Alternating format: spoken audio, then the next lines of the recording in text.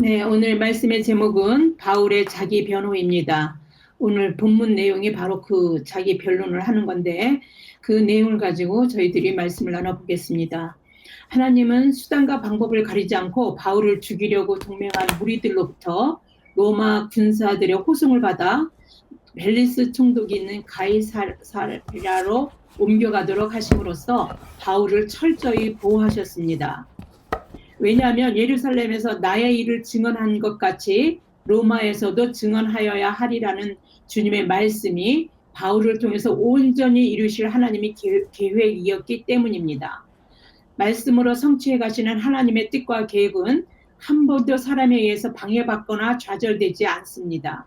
우리는 바울이 사람들한테 공격을 받고 이렇게 어쩔 수 없이 로마 군사들이 그를 데리고 벨릭스 총독에게 각오하는 이런 사건들을 보면 하여튼 바울에게 위험한 일이 닥쳤고 바울이 온전하게 복음 전하는 일에 방해를 받은 것 같지만 오히려 하나님의 계획의 한 속에서 하나님의 뜻이 묵묵히 이루어 나간다는 걸 우리는 알 수 있습니다. 우리 삶 속에서도 마찬가지입니다. 우리는 우리가 삶 속에서 우리가 바라는 대로 이루어지지 않는 어떤 상황과 맞부딪히게 되면 우리는 하나님이 우리의 생각이나 우리와 함께 하고 계시지 않은가, 하나님이 우리를 사랑하지 않으시는가, 하나님은 어디에 계시는가, 여러 가지 생각을 하게 되는데 바로 바울이 이렇게 이런 일들을 겪을 때에 보는 모습들은 그렇게 느껴질 때가 많이 있는 것이죠. 그렇지만 하나님의 뜻과 계획이 우리 하나님을 믿는 자녀들 속에서 이루어 가시는 일에서는 절대로 하나님 입장에서 보자면 하나님 뜻은 사람에 의해서 방해되거나 좌절되지 않습니다. 이 사실을 예수 그리스도를 통해 익히 알게 된 그 제자들 중에 특히 베드로는요, 모든 육체는 풀과 같고 그 모든 영광은 풀의 꽃과 같으니 풀은 마르고 꽃은 떨어지되 오직 주의 말씀은 세세토록 있도다라고 하는 이사야서의 말씀을 인용해서 하나님의 복음이 어떻게 하든지 하나님이 온 세계, 온 인류에게 구원을 이루기 위해서 이루어진다라는 것들을 그 말씀에서 설파한 적이 있습니다. 천부장 글라우디오 루시아가 바울을 총독 벨리스에게 보낼 때 편지도 함께 보냈습니다. 사도행전 23장 26절에서 30절을 보겠습니다. 글라우디오 루시아는 총독 벨릭스 각하에게 문안하나이다. 이 사람이 유대인에게 잡혀 죽게 된 것을 내가 로마 사람인 줄 들어 알고 군대를 거느리고 가서 구원하여다가 유대인들이 무슨 일로 그를 고발하는지 알고자 하여 그들의 공회로 데리고 내려갔더니 고발하는 것이 그들의 율법 문제에 관한 것뿐이요 한 가지도 죽이거나 결박할 사유가 없음을 발견하였나이다. 그러나 이 사람을 해하려는 관계가 있다고 누가 내게 알려주기로 곧 당신께로 보내며 또 고발하는 사람들도 당신 앞에서 그에 대하여 말하라 하였나이다 하였더라. 예, 천부장 글라우디오 루시아의 편지에서 고발하는 사람들도 당신 앞에서 그에 대하여 말하라 하였다라는 것을 그런 이야기에서 알 수 있듯이 바울이 가이사랴에 도착한 날로부터 닷새 후에 그 고발하는 사람 대제사장 아나니아가 어떤 장로들과 함께 변호사 더둘로를 데리고 그 가이사랴로 내려와서 이제 고발을 합니다. 오늘 본문 말씀 바로 앞변에는 변호사 더둘로가 바울을 고발하는 내용입니다. 총독 앞에서 바울을 고발하는데 이렇게 말을 시작합니다. 사도행전 24장 3절입니다. 벨리스 각하여 우리가 당신을 힘입어 태평을 누리고 또 이 민족이 당신의 성견으로 말미암아 여러 가지로 개선된 것을 우리는 어느 모양으로나 어느 곳에서나 크게 감사하나이다. 아주 언변이 좋기 때문에 이 말을 들으면 그 듣는 사람 기분이 너무 좋겠죠. 그러나 더둘로의 이 말은 굉장히 위선에 가까운 아첨입니다. 벨릭스는 잔인함과 탐욕으로 유명할 만큼 불의한 사람이었고 유대인들은 그걸 잘 알고 있었습니다. 존 스토트 목사는 이렇게 말합니다. 벨릭스는 몇 번의 반란을 야만스러울 정도로 잔인하게 진압했기 때문에 유대인들은 그에 대하여 감사가 아니라 혐오감을 느끼고 있었다. 이렇게 말합니다. 그러니까 이렇게 더들로가 아첨 섞인 아주 그런 말을 한 것은 누가 봐도 저건 아첨에 불과하다라는 걸 알 수가 있습니다. 마음을 살려는 아첨을 부린 거죠. 더들로는 바울에게 그러면서 더들로는 바울에 대해서 세 가지 제목을 열거해서 말합니다. 첫째는 우리가 보니 이 사람은 전염병 같은 자라 이렇게 얘기합니다. 전염병에 해당하는 헬라어 로이모스는요, 흑사병과 같이 전염성이 강하고 일단 감염되면 치명적인 타격을 가한다는 그런 말을 할 때 그 전염병을 가리킬 때 쓰는 말입니다. 그래서 그렇기도 하고, 그래서 형편없는 사람한테 대하고 욕을 할 때도 이 말을 씁니다. 저들로는 바울이 전한 도가 급속도로 퍼져나가 그것이 마치 흑사병처럼 사람들에게 퍼져나가고, 그래서 그것이 전염병처럼 해가 된다라는 걸 강조하고 싶고 그렇게 알리고 싶었던 것 같습니다. 그러나 오히려 사람들이 그런 복음을 받아들인 데는 그것이 그들에게 복음이 되었기 때문에 받아들인 거잖아요. 그리고 많은 사람들이 그렇게 빠른 급속도로 복음이 전파되어 나갔다는 것은 복음의 능력, 그것이 진짜 복음이었고 많은 사람들에게 그것이 그들에게 위로와 힘이 되었던 말씀이었다는 거, 그들이 생명이 되었던 말씀이라는 그 복음의 영향력이 간접적으로 알려지는 거나 마찬가지입니다. 누군가를 해하려고 의미하는 말이나 행동이 자신을 올가매는 올무가 될 때가 많습니다. 언변이 좋은 더들로의 말은 복음의 영향력만 자인하는 격입니다. 두 번째로 더들로는 바울을 나사렛 이단의 우두머리라고 고발합니다. 이단에 해당하는 헬라어 하이레시스는요, 사실 원래 뜻은 선택하다, 더 좋아하다 이런 뜻의 그 하이레오에서 파생된 당파 이런 말을 가리키는 말입니다. 그래서 원래 사두개파나 종교 그 전통 교리에서 그 파생된 그 파당들을 가리키기 때문에 그 사두개파, 바리새인파, 바리새파 뭐 이런 거 이렇게 양쪽의 그런 파들을 가리킬 때도 다 적용한 말입니다. 그래서 바울이 이 더들로가 이 말을 썼을 때는 어떤 종교적으로 뭐 이단이라는 어떤 그런 개념보다는요, 바울이 그리스도인들에게 바울이나 근데 그리스도인에게 적용시켜서 이단의 우두머리, 이단 이런 말을 쓴 거는 정치적으로 몰아갈 그런 계책을 가지고 이 말을 쓴 것이 아닌가 이렇게 생각합니다. 왜냐하면 종교적인 교리로, 그러니까 사두개파나 바리새파라고 그게 법정으로 데려가서 무슨 어떤 법적 시비를 갈 수 없는 것처럼 이단이라는 말이 그런 데 쓰여졌기 때문에 그렇게 바울을 갖다가 고발해서 그런 법정 시비는 걸 수 없거든요. 그렇기 때문에 종교적 교리의 차이 가지고는 안 되기 때문에 법정 시비가 걸 수 없기 때문에 더들로는 아마도 이런 식으로 말한 것이 아니었나 이렇게 생각합니다. 세 번째로 바울을 고발한 제목이 성전을 더럽혔다라고 더럽히려 했다라는 것입니다. 사실 성전을 더럽히려 했다는 것은요, 그 로마 법정이 아니고 유대 법정에 바울이 데려갔을 때 맨 먼저 고발되고 그것이 유죄로 판결받아야 되는 내용입니다.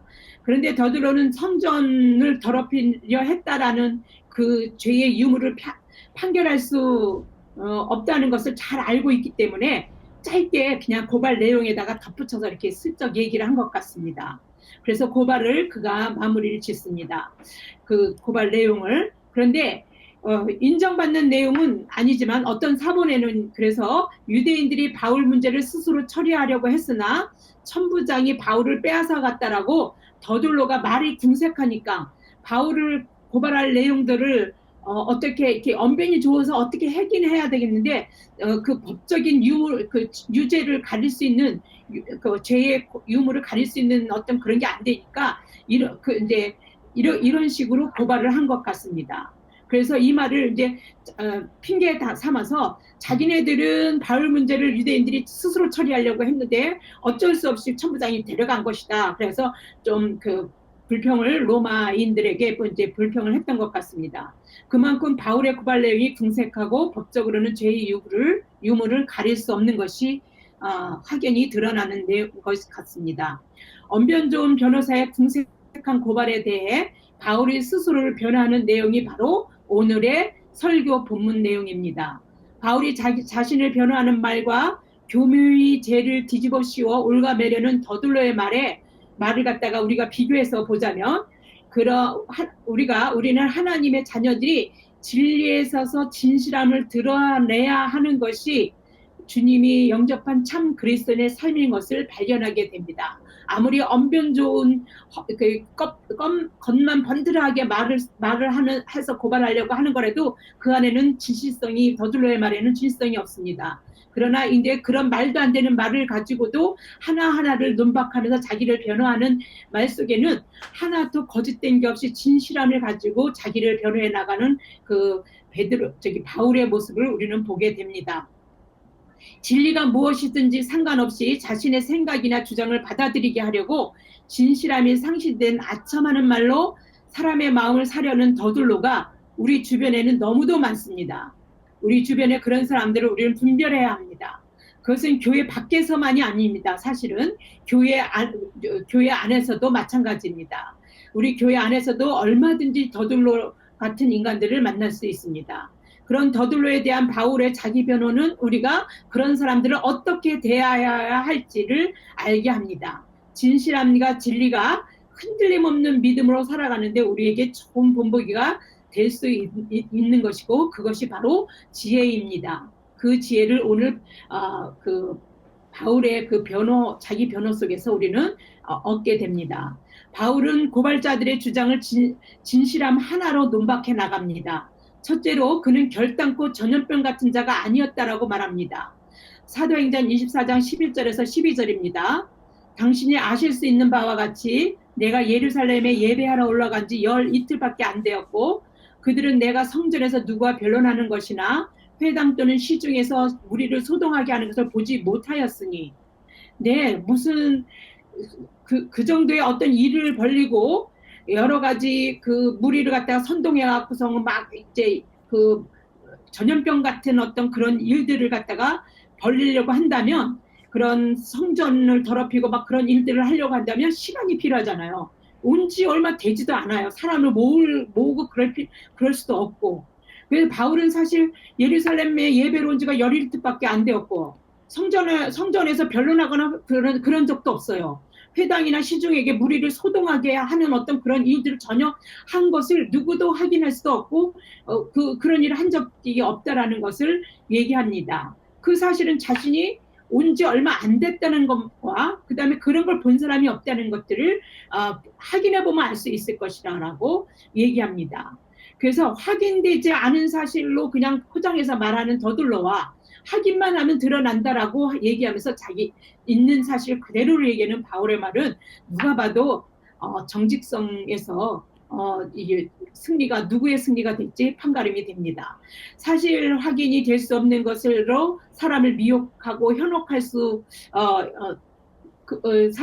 그런 거 가지고 많이 사람들을 미혹하고 현혹할 수 있습니다.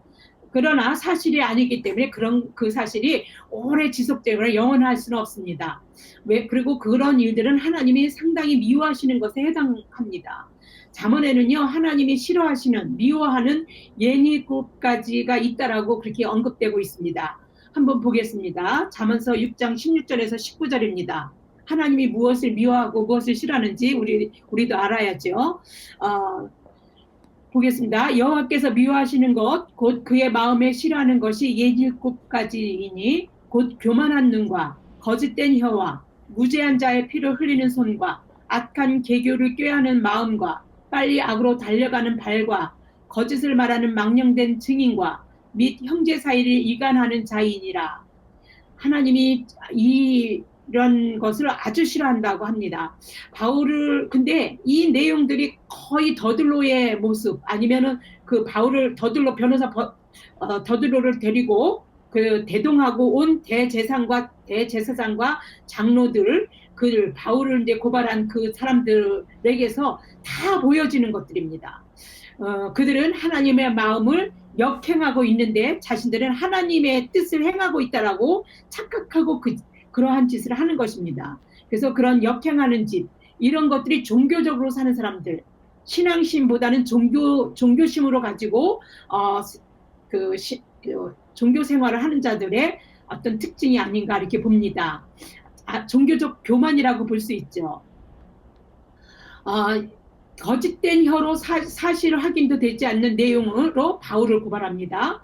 죄가 없으신 예수님을 십자가에서 피 흘리게 한 것도 모자라서 그 무죄한 자의 피를 이제 바울한테 흘리게 하려고 고발한 것입니다.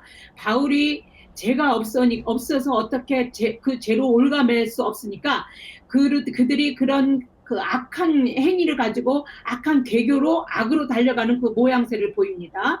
이들은 무리를 선동하여 거짓 증인이 되게 만듭니다. 이들은 모두가 하나님의 자녀이고 하나님을 믿는 자들은 다 하나님의 자녀라 그랬습니다. 형제라 그랬습니다. 근데 다 같이 하나님을 믿는 자녀인 바울을 그 자신의 기득권에 위협이 된다라고 해서 서슴없이 이간질합니다. 하나님이 미워하시는 짓을 빠짐없이 하면서 너도 바울을 고발하는 것은 자신들이 옳다라고 옳은 행위를 하는 것이라고 하면서 그렇게 주장하고 있는 것입니다. 바울은 예루살렘에 온 지 겨우 열 이틀이 되었습니다. 그가 반란을 선동할 만큼의 시간적 여유가 있는 것도 아니고 더구나 예배를 드리러 예루살렘에 왔기 때문에 목적이 예배를 드리러 예루살렘에 온 것입니다. 그 짧은 체류 기간, 그 다음에 대중들과 접할 기회가 전혀 갖고 있지 않았던 것, 이런 것들을 봤을 때 정치적 반란자로 고발된 것은 터무니가 없는 것이고 그들이 그 어떤 증거도 총독에게 제시할 수 없다라고 하는 것을 바울이 지금 말로 자신을 변호하면서 이야기하고 있는 것입니다. 그래서 이렇게 얘기합니다. 사도행전 24장 13절입니다. 이제 나를 고발하는 모든 일에 대하여 그들이 능히 당신 앞에 내세울 것이 없나이다. 총독 앞에 내세울 게 하나도 없다라고 바울이 그렇게 얘기하는 것입니다. 바울은 자신을 나사렛 이단의 우두머리라는 제목에 대해서 이렇게 말합니다. 종교적인 문제, 이거를 정치적인 문제로 이 말을 한 것인데 더들로는 그렇게 몰고 가려고 한 것입니다. 그런데 그런 그 배우의 저의를 잘 알기 때문에 바울이 이거를 종교적인 문제로 문제라는 것들로 자기 변론을 하고 있는 겁니다. 자신은 실제로 그 도를 따르지만 이단이 아니라고 이제 주장하는 겁니다. 그 도라는 게 뭡니까? 예수님을 그리스도로 믿는 것이죠. 구세주로 믿고 그 믿음으로써 우리가 영생을 얻는 일들을 복음으로 전하는 그 일들을 그 도라고 합니다. 그리스도인들이 가르치는 그 종교를 도라고 가리키는데 그게 이단이 아니라고 이제 주장하는 겁니다. 왜 그러냐면 그들이 고발한 그들의 조상 하나님을 예배하는 본인도 하나님을 예배하는 겁니다. 그리고 그들이 믿는 성경의 가르침을 그도 믿고 그 성경의 말씀을 따릅니다. 반로마적인 정치적인 문제로 총독의 시선을 돌리려고 나사렛 이단이라는 말로 어떤 정치적 집단의 뉘앙스를 풍기려고 했던 더들로의 의도를 전적으로 반박해 가면서 정치 문제가 아니라 종교 문제로 자기가 고발당했다는 것을 적나라하게 드러냅니다. 그러면서 바울은 자기의 신앙 고백을 이제 마침내 다 잘못된 것이라는 걸 얘기해 가면서 자기 신앙 고백을 합니다.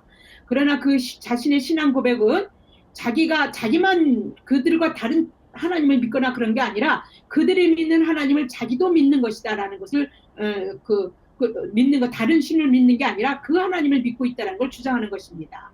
고발하는 자나 고발당하는 자신이나 같은 하나님을 믿고 의인과 악인의 부활이 있으리라는 같은 소망을 가지고 오고 있다라고 바울이 주장하고 있습니다. 그러니 그들이 자신을 종교적인 이유로 고발하는 것은 말도 안 되는 거고 누워서 침뱉기 자기가 믿는 것을 자기가 고발하는 거나 마찬가지 아닙니까? 똑같은 믿음이니까. 그래서 그렇게 바울은 종교적인 문제라고 얘기를 하면서 잘못된 것이다. 자기를 당할 이유가 하나도 없는 것이다라고 얘기합니다. 사도행전 24장 14절에서 15절을 보겠습니다. 그러나 이것을 당신께 고백하리이다. 나는 그들이 이단이라 하는 도를 따라 조상의 하나님을 섬기고 율법과 선지자의 글에 기록된 것을 다 믿으며 그들이 기다리는 바 하나님께 향한 소망을 나도 가졌으니 곧 의인과 악인의 부활이 있으리라 함이니라. 나도 가졌으니 뭡니까? 그들이 가지고 있는 그 소망 나도 가지고 똑같은 믿음을 가지고 있다, 이런 얘기를 하고 있는 것입니다. 이제 바울에 대한 세 번째 제목인 그가 성전을 더럽혔다는 것으로 보겠습니다. 그는 강력하게 이 일을 부인합니다. 바울은 성전을 더럽히기는커녕 오히려 자기 민족을 구제할 것과 하나님께 바칠 제물을 가지고 와서 그 성전에서 결례를 행했기 때문에 고발자들이 본 것이 없어요. 소동을 한 일이 없으니까 본 것이 없고 성전에 있다는 것만 봤다는 것입니다. 이 내용을 쉽게 말한 것이 이제 세번역이라서 세번역을 보겠습니다. 세번역 성경 사도행전 24장 17절에서 18절입니다. 나는 내 결례에게 구제금을 전달하고 하나님께 제물을 바치려고 열해 만에 고국에 돌아왔습니다. 그들은 내가 제물을 바치는 절차로 성전에서 정결 예식을 행하는 것을 보았을 뿐이고 내가 작당을 하거나 소동을 일으키는 것을 보지 못하였습니다. 네. 그래서 사실 그러니까 성전을 더럽히려고 했다 이런 말을 할 수가 없는 거죠. 그 말이 안 된다는 겁니다. 사실 성전에 바울뿐 아니라 그 안에는요 아시아에서 온 몇몇 유대인들이 있었습니다. 이들이 소동을 일으키는 거예요. 바울이 유대인들 허위 사실을 유포해서 바울을 죽이려고 쫓아온 자들이거든요. 바울이 성전에 와 있으니까 이들도 성전에 온 겁니다. 근데 바울에게 고발할 것을 찾을 수가 없고 바울을 뭔가 꼬투리를 잡아야 되는데 그럴 수가 없으니까 이들은 그냥 슬그머니 꼬리를 빼고 바울이 고발할 때조차도 나타나지 않았어요. 그래서 바울이 고발할 것이 있으면 바울의 한 일을 본 그들이 재판정에 나와서 증언을 해야 한다라고 바울이 지금 주장하고 있었습니다. 주장했습니다. 그리고 그런데 그들은 누구도 재판장에 나와 있지 않았습니다. 이는 그들이 아무런 증거를 가지고 있지 못했다는 것을 말해주는 거고 바울에게는 아무런 문제가 없다라는 것을 시사하는 겁니다. 있는 사실을 그대로 하니까 그가 말하는 말은 너무도 강력하게 힘이 있는 겁니다. 바울은 자신이 공회에서 한 유일한 발언인 죽은 자의 부활에 관한 것으로 신문을 받게 되었다라고 주장합니다. 그러나 이런 죽은 자의 부활은 지금 자신들을 고발하는 그들도 부활을 믿는 사람들입니다. 죽은 자의 부활에 관한 바울의 주장은 로마 법정에서도 사내들인 법정에서도 문제가 되지 않는 것입니다. 로마 법정에서는 종교적인 문제로 법적으로는 다룰 수 없어서 문제가 안 되고 사내들인에서는 부활신앙이 그들도 믿는 전통신앙이기 때문에 그거 일치하기 때문에 문제가 되지 않는 것입니다. 벨릭스는 더둘로의 고소와 바울의 변호에서 충분히 진위 사실을 규명해서 판결을 내릴 수 있습니다. 왜냐하면 바울이 죄가 없다는 게 누가 봐도 뻔한 사실이니까. 그런데도 불구하고 천부장 루시아가 내려오면 처결하겠다고 판결을 밀어버립니다. 그 자리에서 바로 죄가 없다라고 말해주면 되는데 엄밀히 말해 이것은 판결 연기에 정당한 이유가 되지 않습니다. 왜냐하면 루시아가 내려오면 처결하겠다라고 얘기한 이 말은 말이 안 되는 게 천부장이 이미 편지에서 아까 읽어드렸죠. 편지에서 바울이 죽이거나 결박할 사유가 없다는 걸 편지 안에 밝혀줬거든요. 그래서 이 벨릭스는 그 편지를 받아 본 사람이기 때문에 그걸 이미 알고 있는 사람입니다. 그러니까 루시아가 내려오면 처결하겠다 이 말은 말도 안 되는 소리고 핑계를 댄 것 같습니다. 왜 그랬을까요?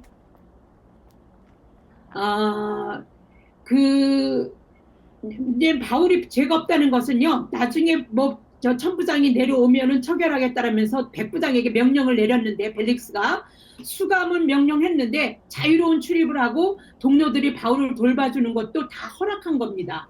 그러니까 벨릭스는 이미 바울이 무죄한 걸 알고 있는 겁니다. 죄 있으면 그렇게 죄를 그렇게 다루지 않지 않습니까? 그게 죄가 없는 걸 아는데 이렇게 묶어두는 것 뿐입니다. 벨릭스가 바울이 무죄함을 확인함에도 불구하고 판결을 미루는 데는 조금 우리가 보기에는 유대의 그 최고 종교 지도자인 대제사장 아나니아가 직접 내려왔고 장로들도 함께 왔고 그러니까 그들의 심기를 건드릴 필요가 없어서 이렇게 모션을 취한 것 같습니다. 그들의 마음도 조금 여기까지 와갖고 저기를 했는데 아무리 죄가 없는 건 알지만 그래도 약간 이렇게 마음을 누그러뜨리려면 좀 붙들고 있는 게 낫지 않을까 이런 생각을 하지 않았을까. 성경 내용에는 없습니다. 왜 그랬을까는 우리는 알 수 못하지만 근데 이런 우유부단한 모습은 벨릭스뿐만 아니라 우리는 누구에게서 볼 수 있냐면요.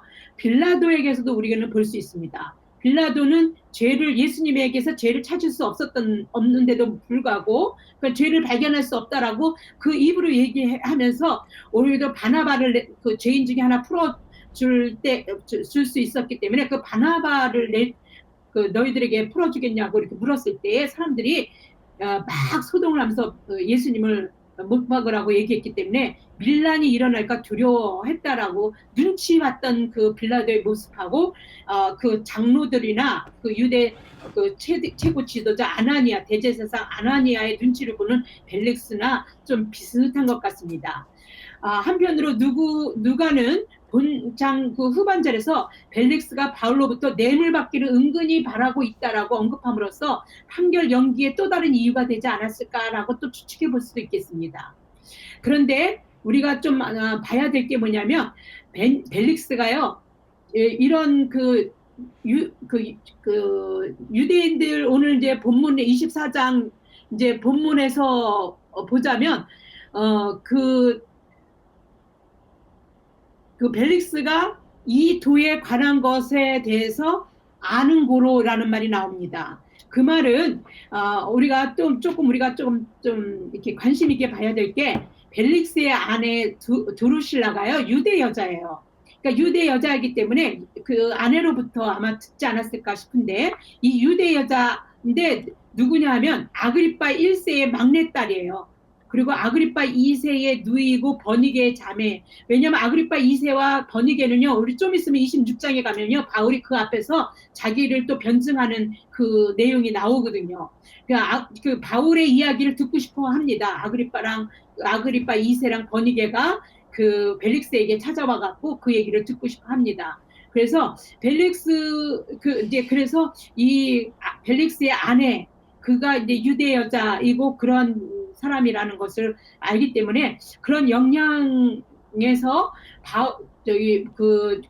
그리스도의 도 이거에 대해서 좀 기독교에 대해서 좀 듣고 알았던 것 같습니다. 그래갖고 아내 때문인지 어쩐지 모르지만 바울을 불러서 바울이 구류되어 있을 때에 이 예수 믿는 도를 벨릭스가 듣게 됩니다. 함께. 그런데 바울이 그들한테 주눅이 들지 않고 양심을 찌르는 정의와 절제와 장차 올 심판에 관해서 담대하게 말을 전하게 됩니다. 이들은 아마 두려웠습니다. 왜냐면요, 벨릭스의 아내가 두루시라는 그러니까 조금 이렇게 정상적인 관계로 이렇게 어떤 아내가 됐기보다는 남의 아내를 빼앗아서 아내가 된 어떤 그런 식으로 이렇게 그 아내였기 때문에 이런 얘기를 할 때 불법적인 거, 정의롭지 못하는 거, 절제하지 못하는 거, 뭐 이런 모든 것들이 마음에 찔림이 왔었을 겁니다. 바울은 그런 거를 알면서도 그에게 하나님의 말씀을 그렇게 전한 겁니다.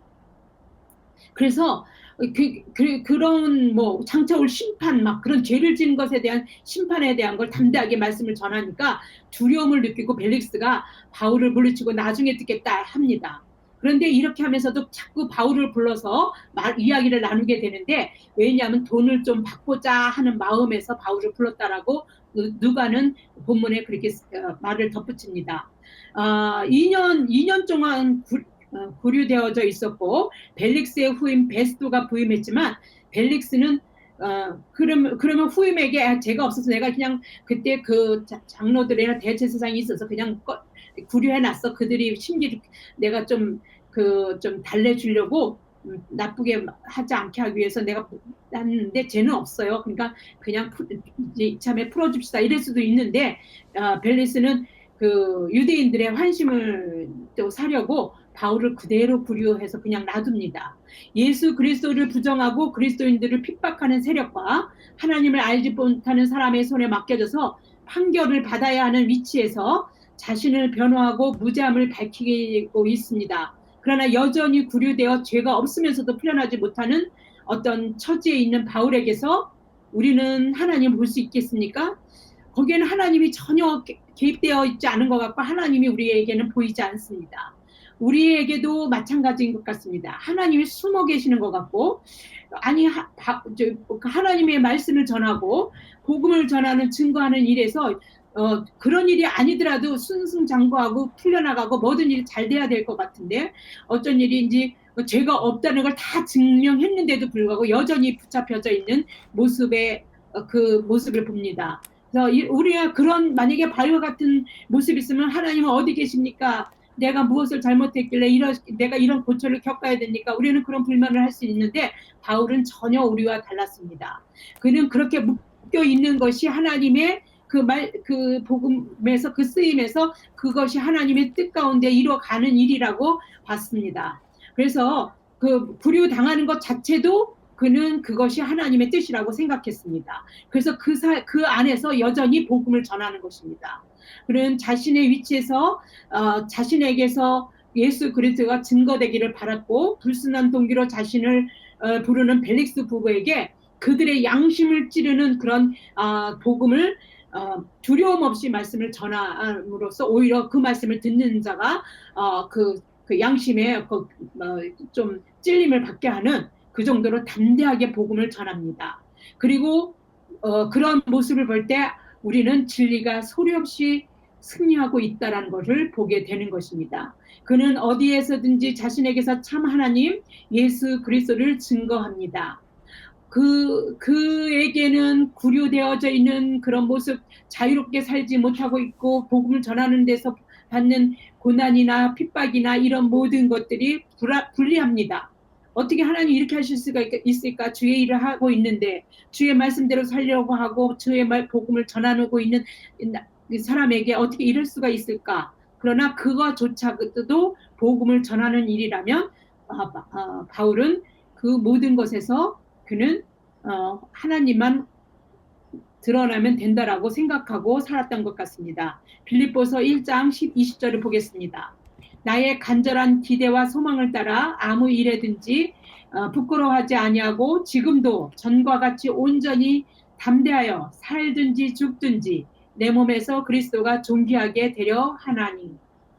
오늘을 사는 저와 여러분에게도 그리스도가 존귀하게 되는 삶을 살아가시기를 축원합니다. 기도하겠습니다. 참 좋으신 하나님 아버지, 우리는 우리의 좋지 않은 상황이 좋아지기를 바라거나 우리가 계획하고 꿈꾸는 일이 이루어지기를 바라면서 하나님 앞에 기도하지만 우리의 생각과 뜻대로 되지 않을 때 우리는 하나님이 정말 침묵하고 계시는가? 하나님은 우리를 생각이나 하고 계시는가? 우리는 많은 의심이 들어가며 두려워하고 그런 불평이 할 때도 많이 있습니다. 그러나 바울을 보면서 여전히 그의 복음 사역은 많은 도전과 위협 속에서도 여전히 하나님이 보이지 않아 보이는 것들이 많이 있음에도 불구하고 그런 모습 속에서도 그는 여전히 하나님의 말씀을 전하고 그 진리가 승리하는 것들을 그 삶 속에서 여전히 우리를 간접적으로 우리가 볼 수 있도록 합니다. 우리도 그러한 진리가 우리 삶 속에서 승리하는 그런 삶을 살아갈 수 있도록 그리스도의 증인이 되게 하여 주시옵소서. 우리가 믿음으로 산다는 것은 진리가 우리의 삶 속에서 승리한다는 것을 보여주는 삶입니다. 그와 같은 삶으로 예수 그리스도를 증인으로 살도록 성령님 우리 가운데 내주하시고 우리를 주장하시며 우리를 인도하여 주시옵소서. 이 모든 말씀 우리 주 예수 그리스도 이름 받들어 감사하며 기도드립니다.